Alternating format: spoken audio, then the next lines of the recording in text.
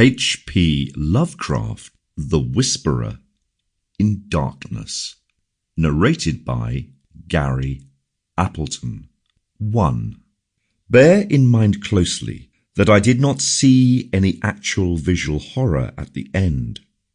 To say that a mental shock was the cause of what I inferred, that last straw which sent me racing out of the lonely Ackley farmhouse and through the well-domed hills of Vermont in a commandeered motor at night, is to ignore the plainest facts of my final experience.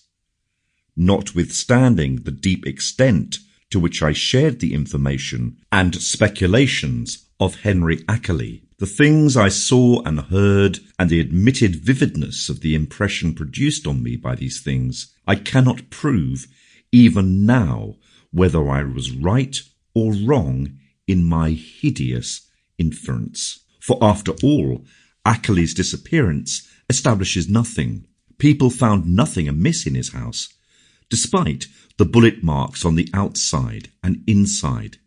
It was just as though he had walked out casually for a ramble in the hills and failed to return.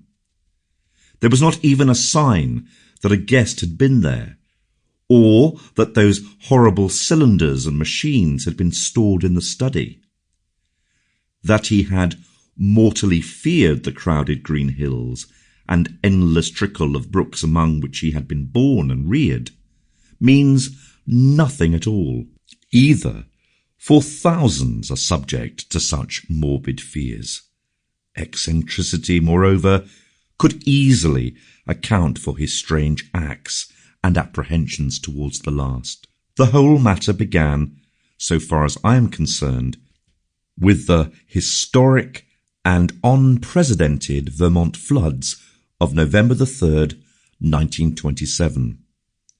I was then, as now, an instructor of literature at Miskatonic University in Arkham, Massachusetts, and an enthusiastic amateur student of New England folklore.